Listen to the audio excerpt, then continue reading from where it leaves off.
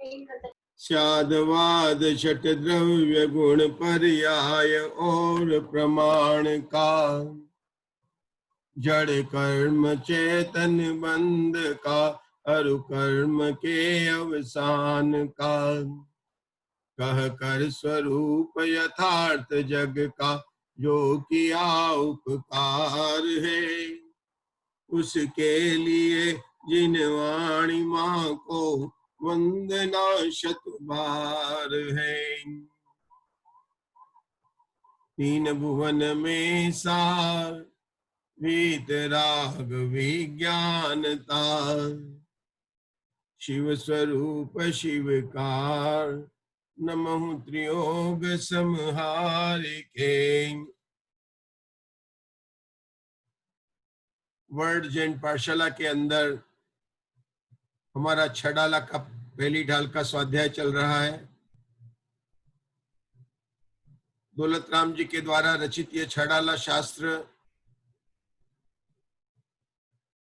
जिनागम का सबसे महत्वपूर्ण शास्त्र है, क्योंकि इस छोटे से शास्त्र के अंदर हमें मोक्ष की प्राप्ति के सारे उपायों का वर्णन किया है।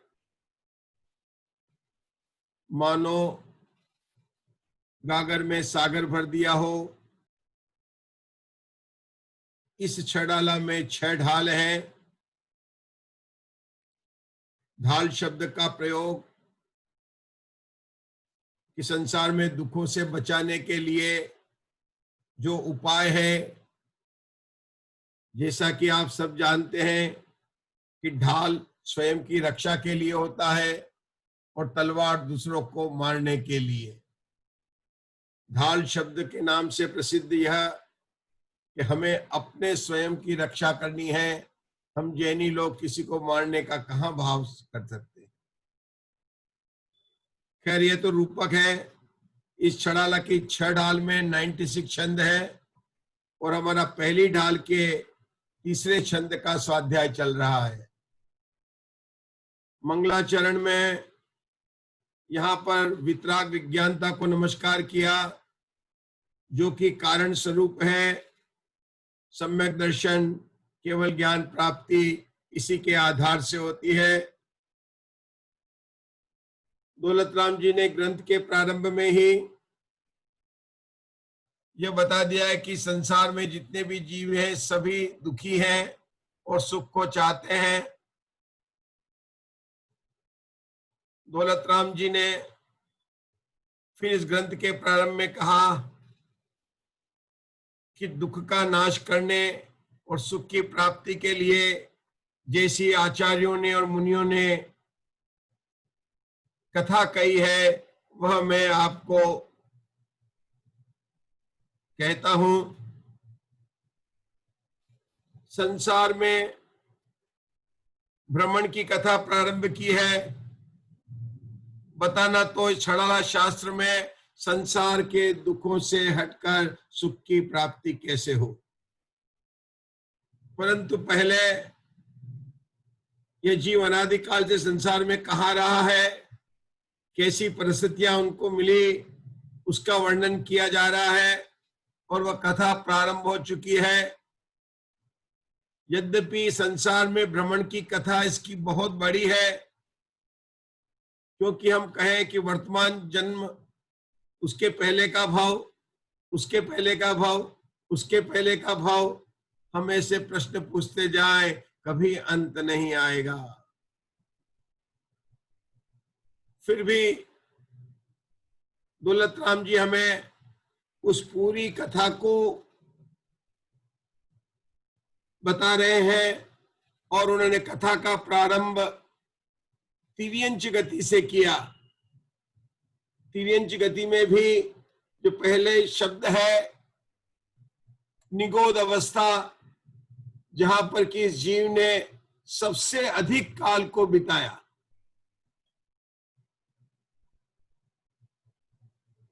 जब कहा कि तू संसार में अनादि से भ्रमण है, तेरी कथा बहुत बड़ी है, तो सहज ही प्रश्न आता है कि तूने मोस्ट ऑफ द टाइम कहाँ बिताया। तो दौलत राम जी कहते हैं, काल अनंत निगोद मझार बीत्यो एकेंद्रिय तनधार। समय बता दिया, कहां पर रहा और कितनी इंद्रियों को धारण करके रहा, तीनों बात यहां पर बता दी। गति की अपेक्षा बात करें तो तिर्यंच गति की बात है।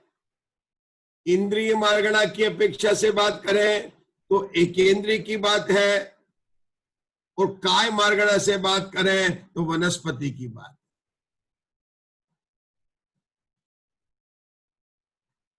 गति का डिब्बा, उसके अंदर इंद्रिय और इंद्रिय के अंदर वनस्पति काय। अब ये कहा कि वनस्पति काय शब्द कहां से आया, कि जो कहा ना कि निगोद के मझार, निगोद जो है वह वनस्पति काय का ही भेद है। वनस्पति काय 5 बोल हमने पिछली कक्षा में चर्चा की थी कि पहले तो जब ये कहा कि वनस्पति एकेंद्रीय जीव है, तो इस एकेंद्रीय वनस्पति जीव के 5 बोल कौन से हैं। देखिए, वनस्पति 2 प्रकार की होती है, प्रत्येक वनस्पति और साधारण वनस्पति। इसी साधारण वनस्पति को ही निगोद कहते हैं। निगोद किसका नाम है, कि साधारण वनस्पति का नाम निगोद है। वनस्पति के जो 2 भेद किए थे, दूसरे भेद साधारण वनस्पति को निगोद कहा, और पहला भेद जो प्रत्येक वनस्पति है उसके पुनः 2 भेद बताते हैं, प्रतिष्ठित प्रत्येक वनस्पति और अप्रतिष्ठित प्रत्येक वनस्पति। जो साधारण वनस्पति होती है उसमें सूक्ष्म और बादर ऐसे 2 भेद होते हैं, लेकिन जो प्रत्येक वनस्पति होती है वह केवल बादर ही होती है। सारा लोकाकाश सूक्ष्म जीवों से भरा हुआ है। ये सूक्ष्म जीव न तो दूसरों को बाधा देते हैं और न स्वयं बाधा प्राप्त करते हैं। लेकिन जो बादर जीव होते हैं ना, हम जैसे, हम दीवार के आर पार नहीं जा सकते हैं, हमको रोकते हैं, एक दूसरे को बाधा पहुंचाते हैं, ऐसे जीवों को बादर कहते हैं। वैसे ये बादर बादर नाम कर्म है और सूक्ष्म सूक्ष्म नाम कर्म है। उन कर्मों की जिनके उदय है उससे जीवों को बादर कहा जाता है। लेकिन सामान्य समझने के लिए हमने स्वरूप भी बता दिया कि सूक्ष्म जीव सारे लोकाकाश में भरे हुए हैं और एक दूसरे से बाधा नहीं पाते हैं। इन सभी के जिनकी हम बात कर रहे हैं, वनस्पति काय के पहले 2 भेद किए, फिर प्रत्येक वनस्पति के फिर पुनः 2 भेद किए, उनके सूक्ष्म बादर किए। ये सारे मिलाकर कौन से पर्याप्त भी होते हैं और अपर्याप्त भी होते हैं। ऐसे 2 प्रकार के भेद पाए जाते हैं।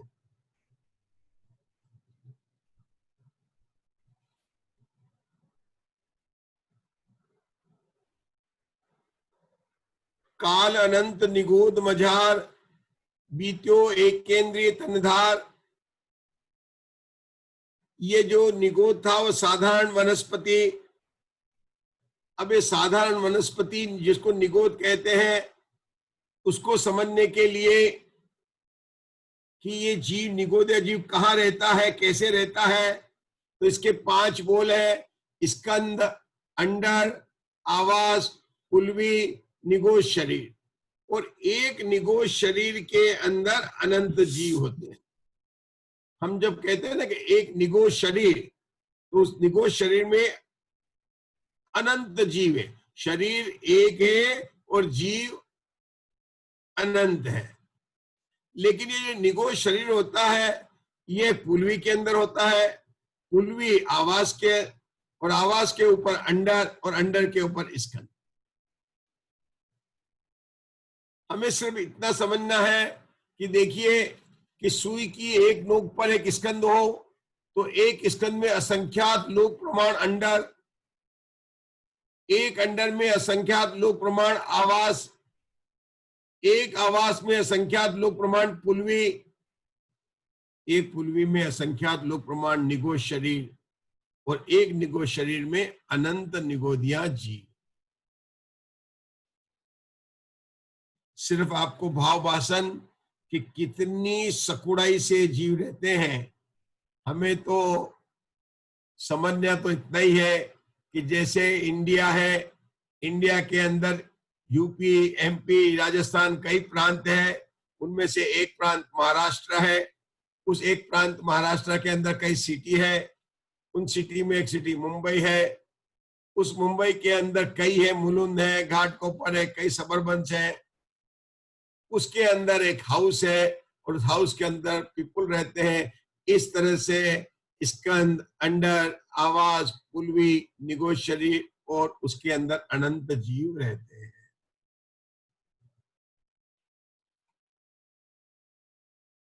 काल, अनादिकाल तक इसने इस पर्याय के अंदर अपना जीवन बिताया। इन निगोदिया जीव को, जिनको साधारण कहते हैं ना, ये शब्द कैसे तैयार हुआ? नी और गोद दो शब्द से मिलकर बना है। नी का मतलब होता है अनंत पनाह है, निश्चित जिसका। और गो मतलब एक ही क्षेत्र, द मतलब देता है, अर्थात जो अनंत जीवों को एक ही आवास, अपन कहते हैं ना आवास कमेटी पंचकल्याणक में, ये भी आवाज दे रहे, एक शरीर अनंत जीवों को आवाज दे रहा है। वहां पर उनके एक शरीर है, आहार, श्वासोच्छ्वास, जन्म मरण एक साथ होता है। ये सब जीव निगोदिया कहलाते हैं। चारों गतियों में सबसे ज्यादा दुख निगोद में है। नरक में हमारे सामान्य से कहा जाता है, लेकिन निगोद के जीव, क्योंकि जन्म मरण का दुख सबसे बड़ा दुख है। और आगे की बताने वाले हैं कि निगोद जीव कैसे हैं। सभी लोग, बहुत ही सुंदर पाठ है, 5वां श्लोक है। एक श्वास में 8-10 बार जन्म्यो मर्यो भर्यो दुख भार। निकसी भूमि जल पावक भयो पवन प्रत्येक वनस्पति तयो। छड़ाला की पहली ढाल में मंगलाचरण को लेकर 17 श्लोक है। ये 5वें श्लोक की बात चल रही है। चौथे श्लोक में एक लाइन में काल अनंत निगोद मजार द्वितीयो एकेंद्रिय तनधार। और इस 5वें श्लोक की पहली लाइन में एक श्वास में 8-10 बार जन्म्यो मर्यो भर्यो दुख भार, ये दोनों लाइन मिलकर निगोद का वर्णन हो गया। वो निगोद में तू अनंत बार रहा, अनंत काल तक रहा। तो मानो किसी ने पूछा हो, भैया कि हम आधा घंटा भी बिना काम के रह नहीं सकते हैं, तो हमने निगोद में किया क्या, इतना काल कैसे बिताया? तो कहते हैं कि वहां पर तूने 8-10 बार, मतलब 8 मतलब 8 और 10 का मतलब 10, तो 8-10 बार नहीं 18 बार शब्द पड़ा है, 8-10 बार। एक श्वास में 8-10 बार, अर्थात एक श्वास के अंदर 18 बार क्या किया? जन्मा, मरा और सुख के भार को सहन किया। जन्म मरण का दुख सबसे बड़ा है।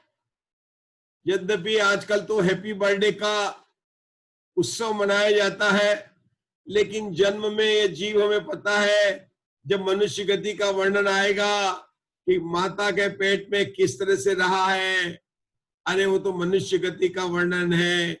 यहाँ तो कहते हैं ना कि हर जन्म लेना और मरण लेना सबसे बड़ा रोग है। रोग कहते हैं बीमारी को। और अगर आपको बीमारी लगे तो आप कहाँ जाएंगे? टेस्ट करा के डॉक्टर के पास जाएंगे। यहाँ कहते हैं कि सबसे बड़ा रोग जन्म मरण। तूने एक श्वास में 18 बार किया। इसमें तीनों बात आ गई, जन्मा भी, जीवन भी निकला और मरण भी किया। क्योंकि जन्म मरण अगर एक समय में हो जाए तो फिर जीवन कहाँ रहेगा, मरण कहाँ हुआ अंतर। जन्म लिया, जन्म जीवन और मरण, जन्म जीवन और मरण, जन्म जीवन और मरण, जन्म जीवन और मरण, ऐसा एक श्वास के अंदर 18 बार इन साधारण वनस्पति के जीव, जिसको निगोद कहा है, उन्होंने वहां पर ऐसा जन्म लिया। अब देखिए ना, श्वास किसे कहते हैं, जरा इसका तो आइडिया लगा ले अपन। जिनागम में 48 मिनट का अंतर्मुहूर्त कहा है, और 48 मिनट की अंतर्मुहूर्त में 3773 3773 श्वास होते हैं। साधारण गणित है, अगर 48 मिनट में 3773 श्वास होते हैं तो एक मिनट में कितने श्वास होंगे, ऐसी त्रैराशिक अगर हम करेंगे तो 78.60 श्वास आएंगे। अब एक श्वास में कितना समय निकाला, तो उसको सेकंड, मिनट के 60 सेकंड किए, और जब उसको 60 सेकंड को इससे डिवाइड किया तो आप ये देखिए कि पौना सेकंड, 0.76 लिखा ना, इसको 0.75 करें, इसका मतलब क्या हुआ कि पौना सेकंड मतलब एक सेकंड भी नहीं, एक सेकंड के 3/4 भाग, कितना कम काल है, और उसमें कितनी बार जन्म लिया, 18 बार जन्म, 18 बार जीवन, 18 बार मरण। हमें ये पढ़ के भाव भाषण करना है कि हम कितने दुखी थे, क्योंकि मरण का दुख तो हम मानते ही हैं, जन्म का दुख माँ के पेट में हमने यद्यपि भूल गए हैं, लेकिन शास्त्रों में तो पढ़ाई है जन्म मरण के इस दुख को। अरे आप सीधा ले लीजिए ना, ये पौना सेकंड में 18 बार कह रहे हैं तो एक सेकंड में 24 बार हो गया, सीधा एक सेकंड में 24 बार। यहाँ तो इनको बताना था कि एक श्वास में 18 बार हुआ, लेकिन अगर अपन उसको कहें एक मिनट में कन्वर्ट कर दें तो 24 बार इसका जन्म मरण एक श्वास के अंदर हुआ। ऐसे महान दुखों को इस जीव ने सहन किया।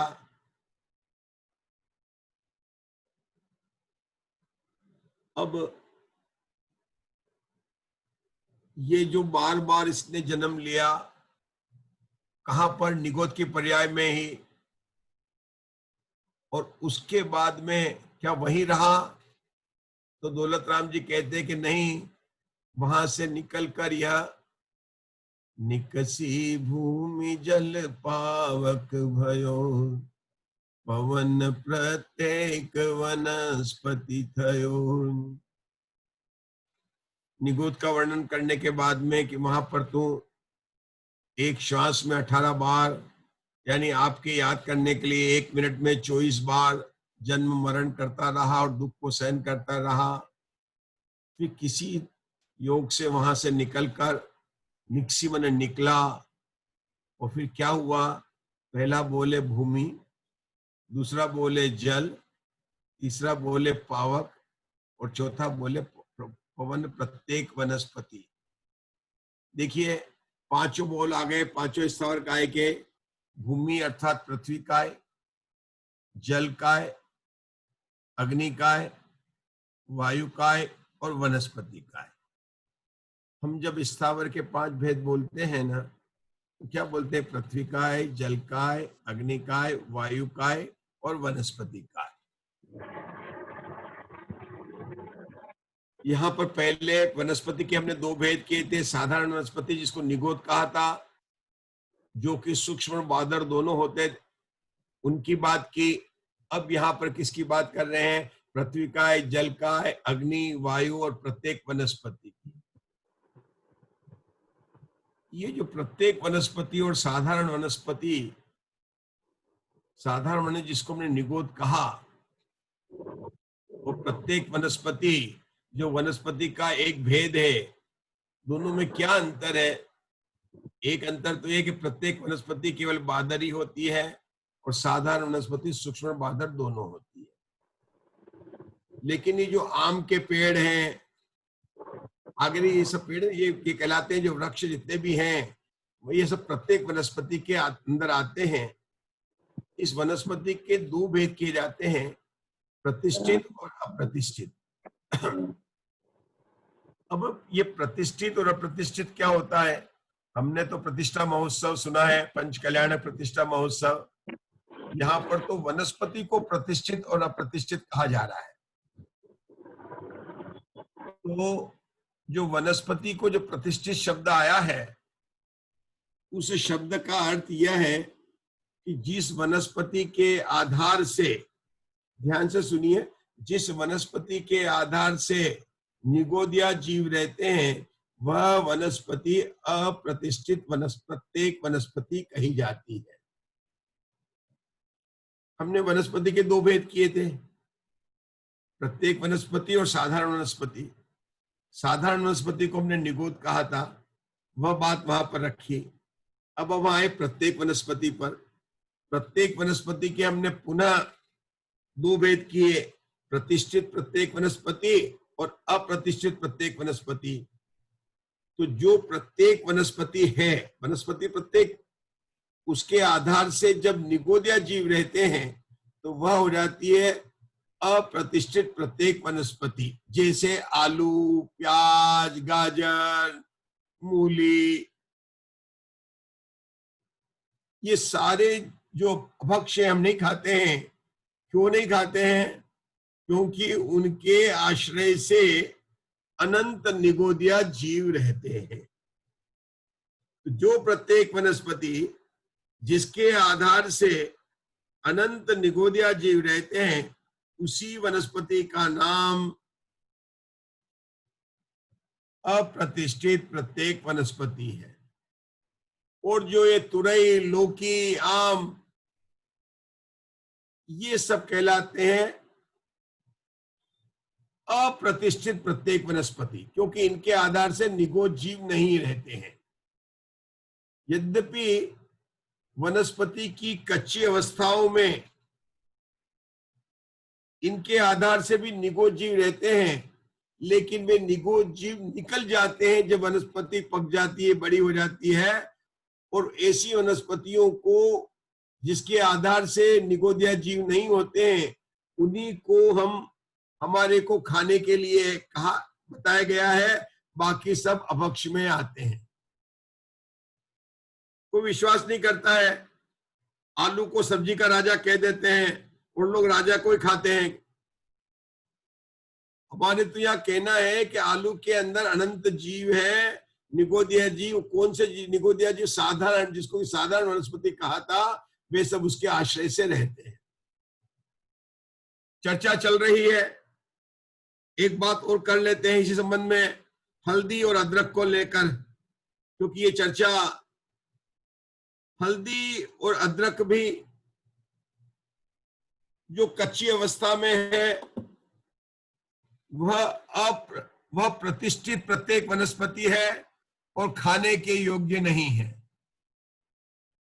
इसीलिए हम अदरक भी नहीं खाते हैं, हल्दी, ये चीजें यद्यपि है तो अभक्ष्य, लेकिन सूखने के बाद में इसमें से निगोदिया जीव निकल जाते हैं। और इसीलिए चूंकि इनकी कुछ आयुर्वेदिक भी महत्वता है, इसलिए शास्त्रों में इनके सूखे के खाने का तो परमिशन दी है, लेकिन कच्ची अवस्था में नहीं दी है। जब मैंने आपको ये बात कही तो एक बात और करनी है कि अगर आलू होते हैं ना, आलू, तो कुछ लोग कहते हैं कि हम आलू सुखा कर खा लें तो क्या दोष है कि नहीं है? बात निकल पड़ी प्रत्येक वनस्पति से, तो मैंने चर्चा उठाई है। तो देखिए, आलू सूखा खाना भी दोष ही है कि जैसे हल्दी और अदरक की बात की थी, वैसे आलू, मूली, गाजर की बात मत ले लेना, क्योंकि आलू सूखे खाने में भी, चाहे उसमें जीव हो या नहीं, लेकिन तेरे आलू खाने का राग तो है ना, राग तो रहा ना, तेरा तीव्र राग है। जब कह दिया कि उसके अनंत जीव है और खाने योग्य नहीं है, और तूने फिर भी उसको खाने का राग किया, तो महान दोष है भैया। अभी तो वो चरणानुयोग का विषय है, कभी भी जब स्वाध्याय होगा चरणानुयोग का तब उसकी चर्चा करेंगे। अपनी तो छड़ाला की क्लास में 5वां श्लोक चल रहा है, जहां पर जो निगोद से निकलकर या जीव पृथ्वी का जल, अग्नि, वायु और वनस्पति में हुआ, इस प्रकार से उसने। पंडित जी साहब, ये साधारण वनस्पति में कौन सी वनस्पति आएंगी? साधारण वनस्पति निगोदिया जीव है, ये कोई नहीं। वनस्पति वनस्पति होती है, प्रत्येक वनस्पति, उसके आधार से ये निगोदिया जीव रहते हैं, उसके आधार से निगोदिया जीव रहते हैं, और उनको वनस्पति कहा है। मतलब हाँ, आपका प्रश्न में समझ रहा हूं। अपने को ऐसा लग रहा है कि जैसे एक मोबाइल है और एक कैमरा, ऐसे दो चीज है, एक प्रत्येक वनस्पति और एक साधारण वनस्पति। दोनों, जैसे मोबाइल की शॉप में मिल जाएगा, ठीक है ना, और कैमरा की शॉप में मिल जाएगा। तो ऐसे अगर आप सोचे कि प्रत्येक वनस्पति, आम वगैरह, इनका नाम प्रत्येक वनस्पति है, तो बताइए साधारण वनस्पति किसका नाम है? वो साधारण वनस्पति रहती किसके आधार से है? कि प्रत्येक वनस्पति के आधार से रहती है, और वो वनस्पति क्या हो जाती है? अप्रतिष्ठित प्रत्येक वनस्पति हो जाती है। कहीं ना कहीं इसका आधार है। अगर वह बादर है तो, और सूक्ष्म है तो कहीं भी रह सकती है, क्योंकि हमने बताया था ना कि निगोद में उसके साधारण वनस्पति के दोनों भेद किए थे अपन ने। कौन से किए थे? सूक्ष्म और बादर। फिर से ध्यान दीजिए, अच्छा प्रश्न उठाया जिसने, किसी भाई ने, जिसने उठाया, बहुत अच्छा। अपन ने साधारण वनस्पति के दोनों भेद किए थे कि सूक्ष्म भी होते हैं, बादर भी होते हैं। अब सूक्ष्म तो लोक में कहीं भी रह सकते हैं ठसाठस। अभी जो बादर है ना, किसके सहारे रहते हैं? तो जो बादर साधारण वनस्पति है, वह प्रत्येक वनस्पति के आधार से रहती है, ये आप समझ लीजिए। और प्रत्येक वनस्पति आपकी हमेशा ही जो है मतलब बादर ही है, उसके आधार से रहती है। और ये चीज निकल जाती है, जैसे मैंने कहा, आलू के अंदर भी जीव निकल जाते हैं, हल्दी के अंदर भी जीव निकल जाते हैं। यहां तक जितनी भी अपन को बताई गई लौकी वगैरह, ये भी कच्ची अवस्थाओं के अंदर, जब झाड़ के अंदर होती है, वृक्ष के अंदर होती है, तो वहां पर भी इसमें भी, और उसके अंदर बहुत बड़ा विधान है कि जिसकी दो पत्ती ऐसा हो कि उसके दो टुकड़े नहीं हो सकते हो, या टुकड़े हो जाएं, तो बहुत तरह के बीज की अपेक्षा से, धार की अपेक्षा से, पूरा कर्मकांड का विषय है। अगर होगा तो बाद में अपन उसको ले लेंगे, लेकिन यहाँ पर जो अपने को जो समझना इतना ही है, ये साधारण वनस्पति प्रत्येक वनस्पति के आधार से रहती है, और जिस प्रत्येक वनस्पति के आधार से साधारण वनस्पति है, उन वनस्पति को कहा गया प्रतिष्ठित प्रत्येक वनस्पति, और वह खाने की योग्य नहीं है। अब यहाँ पर क्या बात आई कि थोड़ी सी हमारे श्रावकों में ये बात आ जाती है कि ये जो हल्दी और अदरक दो की बात है, कि दोनों को सूखी अवस्था में तो अपन ने इसको सामग्री में लिया, हल्दी तो मसाले में मेन चीज हो गई है। अब उसको जब वो सूखी है तो उसमें निगोद के जीव नहीं है, उसमें इस तरह जिसको अपन सोट कहते हैं, जो अपनी जो अदरक होता है सूखने के बाद में अपन लोग उसको सोट कहते हैं, जिसको ड्राई जिंजर कहते हैं, उसके अंदर भी निगोदिया जीव नहीं है। अब ये है कि चूंकि उसमें निगोदिया जीव थे और सूखने के बाद में निकाले, तो किसी का प्रश्न हो सकता है कि आलू भी हम सुखा के खा सकते हैं कि नहीं खा सकते हैं? तो क्या कि नहीं खा सकते। उसके खाने में तेरे जो खाने का जो राग रहा ना, वो ही तेरा तीव्र बड़ा पाप है। हल्दी और अदरक का तू उदाहरण मत ले, वो तो श्रावक की भूमिका में तेरा शरीर है, उसकी बहुत सारी मेडिसिनल वैल्यू है, बहुत कुछ है, इसलिए उसको वहां पर हमारे खाने की लिस्ट में इंक्लूड किया है, लेकिन बाकी उसको इंक्लूड नहीं। अब उसमें बहुत सभी आ गया, बर्ड, पीपल, पाकर, कटुम्बर, अपना वो विषय नहीं है। अपना विषय आज से यही है कि प्रत्येक वनस्पति है तो प्रत्येक वनस्पति किसको कहा।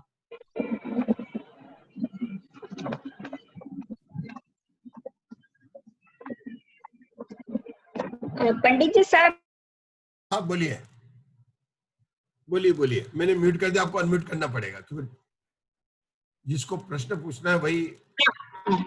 ये आलू मूली वगैरह जो भी है, ये प्रत्येक वनस्पति में, मतलब इसमें सप्रतिष्ठित प्रत्येक वनस्पति में आ रही है कि साधारण वनस्पति में? ये नहीं नहीं नहीं नहीं, दो चीजें। हाँ। ये उस आलू के साथ में जो अनंत जीव रहते हैं ना, अनंत कायिक जीव, वो साधारण वनस्पति है, निगोद रहता है, वो निगोद। साधारण वनस्पति। हाँ, अच्छा। वो इसलिए। तो फिर ये सप्रतिष्ठित वनस्पति में फिर आपने बताया कि जैसे आलू मूली वगैरह, जब सप्रतिष्ठित वनस्पति से निगोदिया जब निकल जाते हैं तो वो अप्रतिष्ठित वनस्पति, प्रत्येक वनस्पति हो जाती है। जैसे आप गंदे हैं और आपने साबुन से मतलब आपने स्नान कर लिया और मैल को निकाल दिया तो आप स्वच्छ हो गए, नहीं हो गए। कोई चीज गंदगी है और आपने उसको स्वच्छ कर लिया तो अब वहां तो स्वच्छ करने की बात है, लेकिन यहाँ पर जो प्रत्येक वनस्पति जिसके आधार से निगोदिया जीव है वह अप्रतिष्ठित प्रत्येक वनस्पति है, और जब उसमें से वे जीव निकल जाते हैं तो वह अप्रतिष्ठित हो जाती है। तो जैसे रोएदार होती है ना सब्जी, रोएदार होती है, वो प्रत्येक साधारण प्रतिष्ठित। देखिए ना, अपन कच्ची जो होते हैं ना, खेत में जो कच्ची चीजें होते हैं उनको भी नहीं खाते हैं। अर्ध पक अवस्था में जब तक पूरी फसल नहीं पकती है उस समय वहां भी निगोदिया जीव रहते हैं, इसलिए नहीं खाने के लिए कहा गया है। हाँ, देखिए ये पूरा अपना विधान है। अब जैसे उसमें अंदर छोटी छोटी कच्ची केरी होती है, छोटी अवस्था में हो सकता है उसको मतलब खाने के योग्य नहीं है, अब कुछ जगह तो उसका फैशन ही बन गया है। लौकी भी छोटी छोटी होती है, वो खाने योग्य नहीं है। हाँ, आप समझ गए ना। तो जो बताया गया है, अपने जो भक्ष्य बताए ना कि प्रत्येक वनस्पति जब अर्ध पक्की अवस्था में होती है, कच्ची अवस्था में होती है, पेड़ की होती है उस समय में, तो वहां पर उसमें भी अनंतकायी जीव रहते हैं और वो खाने योग्य नहीं है। इन वनस्पति में जब ये पक जाती है, बड़ी हो जाती है, जो भी उसका हो जाती है, तब वे जीव निकल जाते हैं और उसी वनस्पति को हमने यहाँ पर क्या कहा है, अप्रतिष्ठित प्रत्येक वनस्पति। हमारे को अभी इतना ही विषय है, तो कभी अगर होगा तो अपन इस पर अकेला ही अपन एक लेक्चर ले लेंगे, अपन एक स्वाध्याय का। एक पंडित जी साहब, एक क्वेश्चन, जैसे वो एक साथ ही जन्म लेते हैं, एक साथ ही मरते हैं, एक साथ ही श्वास ले, एक ही श्वास में, तो एक आलू के अंदर अनंत, हाँ, एक साथ ही श्वास लेते हैं, ऐसा ही है ना? हाँ। तो वो एक आलू के अंदर अनंत निगोदिया जीव है। देखो वो सहारे से है, वो निगोदिया जीव का शरीर तो अपना है ना, वो तो उनका अपना शरीर है। वो जो अपन ने बताया ना, स्कंद, अंडर, आवास, पुलवी और निगोद, वो तो है ही है। उस पूरे को अपन ने कहा निगोद शरीर और निगोद शरीर। वो निगोद शरीर वो है, ऐसे कई निगोद शरीर भी हो सकते हैं, आलू के अंदर कई निगोद जीव है, उसके ना अनंत कायिक जीव बताए। वो इसलिए बोला कि आधार किसका है कि प्रत्येक जैसे अपन रहते ना एक घर के अंदर कई भी जगह एक फ्लैट अपना आधार हो गया, तो वो जो आलू के आधार पर रहते हैं वो तो आधार मिल गया उसको, और चूंकि वहां रहते हैं इसलिए वो हो गए प्रतिष्ठित। और उनको खाने से आपको अनंत जीवों की हिंसा का दोष लगेगा, इसलिए उसको अभक्ष बता दिया। नहीं, पर उनकी जैसे अब ये आलू जो लोग खाते हैं, वो उबालते हैं, जो भी करते हैं, तो वो जीव वापस निगोद में ही जाते हैं, वो उस समय तो मर गए। हाँ, वो अपनी उनकी आयु के हिसाब से है, उनको अगर दूसरा शरीर भी मिल जाएगा वो निकल जाएंगे तो दूसरे में चले जाएंगे।